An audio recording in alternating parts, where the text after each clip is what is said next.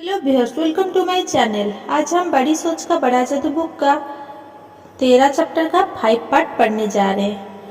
हर साल कई कंपनियां जो अपनी प्रगति में से संतुष्ट नहीं है, कुछ परिवर्तन करती है।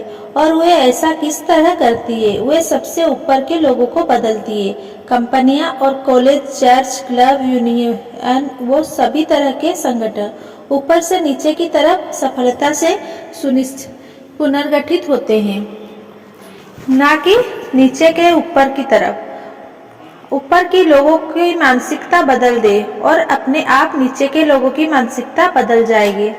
इसे याद रखें, जब आप किसी समूह के लीडर बनते हैं तो उस समूह के लोग तत्काल आपके आदर्श या उदाहरण के हिसाब से चलने लगते हैं। ये पहले कुछ सप्ताहों में साफ दिखता है।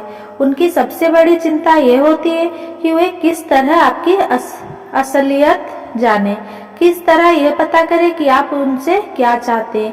वो आपकी हर गतिविधि को पूरे ध्यान से देखते हैं। वे सोचते हैं यह व्यक्ति मुझे कितनी डील देगा, यह काम को किस तरह कराना चाहता है, ये किस चीज से खुश होता है, अगर मैं यह काम करूं तो यह क्या कहेगा। और जब वे इन सवालों के जवाब जान लेते हैं तो फिर वे उस अनुसार काम करने लगते हैं। उस आदर्श का ध्यान रखें जो आप प्रस्तुत करते हैं। इसे पुराने परंतु हमेशा सच्चे छंद को अपना मार्गदर्शक बनाएं। यह दुनिया किस तरह की दुनिया होती अगर इसमें रहने वाला हर इंसान बिल्कुल मेरी तरह होता। इस कहावत में अर्थ बढ़ाने के लिए आप दुनिया की जगह कंपनी शब्द फिट कर ले। और अब यह छंद इस तरह हो गया, यह कंपनी किस तरह की कंपनी होती अगर इसमें रहने वाला हर इंसान बिल्कुल मेरी तरह होता। इसी तरह आप खुद से पूछे कि अगर हर इंसान आप ही के जैसा हो जाए तो वह क्लब, समुदाय, स्कूल या चर्च कैसा होगा। आप अपने अधीनस्थ से जिस तरह की सोच चाहते हैं वैसा सोचें, जैसी चर्चा चाहते हैं वैसी चर्चा करें, जैसे काम चाहते हैं वैसा काम करें, जैसी जीवन शैली चाहते हैं वैसी जीवन शैली जिए।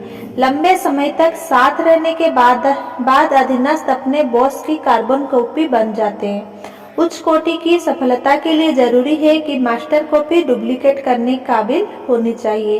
क्या मैं प्रगतिशील चिंतक हूँ? चेकलिस्ट ए। क्या मैं अपने काम धंधे के बारे में प्रगतिशील चिंतन करता हूँ? पहला, क्या अपने काम के बारे में मेरा नजरिया यह रहता है कि मैं इसे किस तरह बेहतर तरीके से कर सकता हूँ? दूसरा, क्या मैं हर मौके पर अपनी कंपनी के लोगों या अपनी कंपनी के सामान की तारीफ करता हूँ? तीसरा, क्या 3 या 6 महीने पहले मेरे प्रदर्शन के बारे में मेरी जो राय थी आज वो राय पहले से बेहतर है, संख्या के संदर्भ में भी और गुणवत्ता के संदर्भ में भी।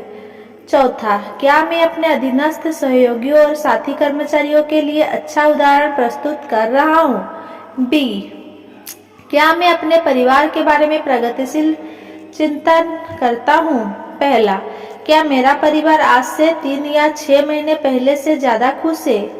दूसरा, क्या मैं अपने परिवार के जीवन स्तर को सुधारने की योजना पर चल रहा हूँ?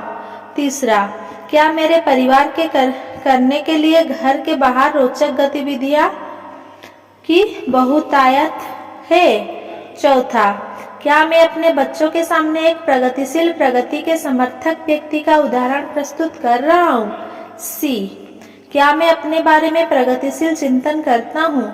पहला, क्या मैं ईमानदारी से कह सकता हूँ कि मैं आज से 3 या 6 महीने पहले से ज्यादा महत्वपूर्ण इंसान बन गया हूँ? दूसरा, क्या मैं दूसरों की नजरों में अपना महत्व बढ़ाने के लिए सुनियोजित आत्म सुधार कार्यक्रम पर चल रहा हूँ? तीसरा, क्या मेरे पास 5 वर्ष आगे के भविष्य के लक्ष्य दिखने की दृष्टि है? चौथा, क्या मैं उस संस्थान या समूह की ताकत हूँ जिनसे मैं जुड़ा हुआ हूँ? डी, क्या मैं अपने समाज के बारे में प्रगतिशील चिंतन करता हूँ? पहला, मैंने पिछले 6 महीने में अपने समाज यानी कि अपने आस पड़ोस, चर्च, स्कूल इत्यादि को सुधारने के लिए क्या किया है? दूसरा, क्या मैं अपने समुदाय को सुधारने के लिए सचमुच प्रयास करता हूँ? या फिर मैं सिर्फ आपत्तियां उठाता हूँ, आलोचना करता हूँ और शिकायत करता हूँ।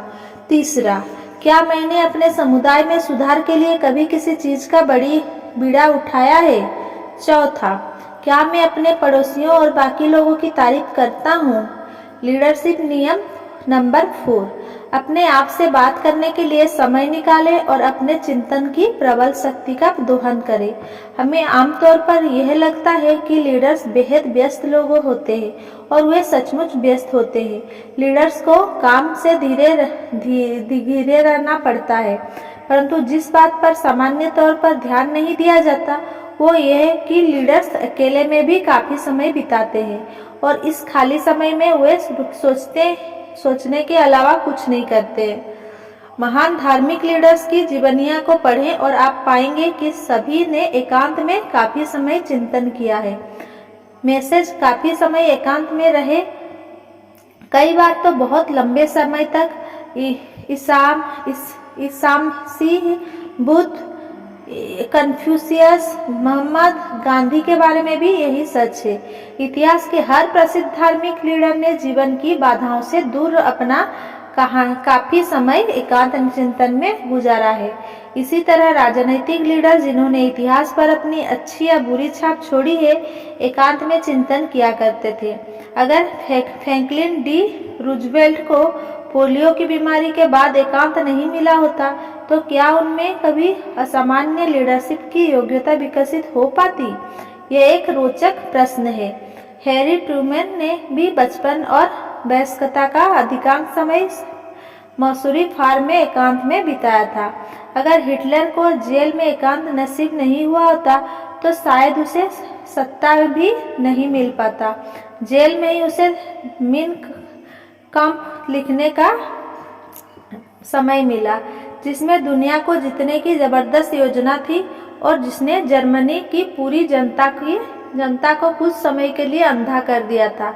साम्यवाद के कूटनीतिक रूप से चतुर कोई लीडर्स लेनिन, स्टालिन, मार्क्स और कई अन्य भी काफी समय तक जेल में रहे ताकि बिना किसी बाहरी चिंता के वे अपनी भावी योजनाएं बना सके।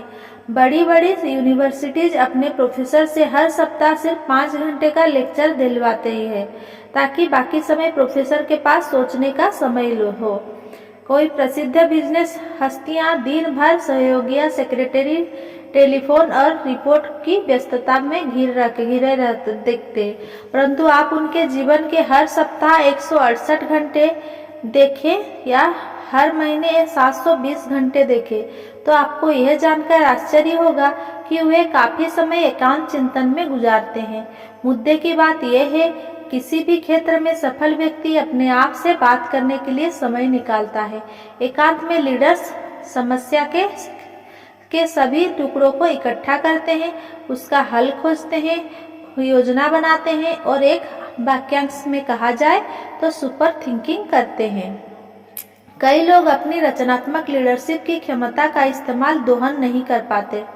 इस क्षमता का इसीलिए दोहन नहीं कर पाते क्योंकि वो अपने अलावा हर इंसान से बातें कर लेते हैं। आप भी किसी ऐसे भी ही व्यक्ति को जानते होंगे।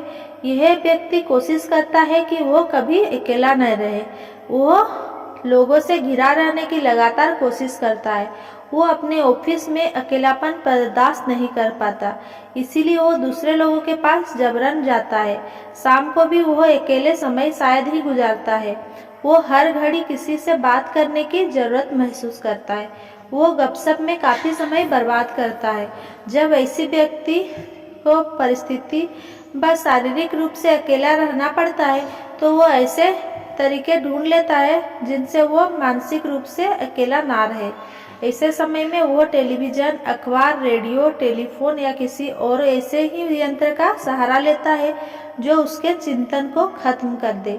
वास्तव में वो यह कहता, मिस्टर टीवी, मिस्टर अखबार, मेरे दिमाग को भर दो, मैं अपने विचारों का सामना करने से घबराता हूँ। मिस्टर मैं अकेलापन बर्दाश्त नहीं कर पाता, स्वतंत्र विचार से दूर भागते हैं, वह अपने दिमाग का दरवाजा बंद रखते हैं। मनोवैज्ञानिक रूप से वे अपने खुद के विचारों से डरे रहते हैं। जैसे जैसे समय गुजरता जाता है, मिस्टर में अकेलापन बर्दाश्त नहीं कर पाता, लगातार उथले होते जाते हैं।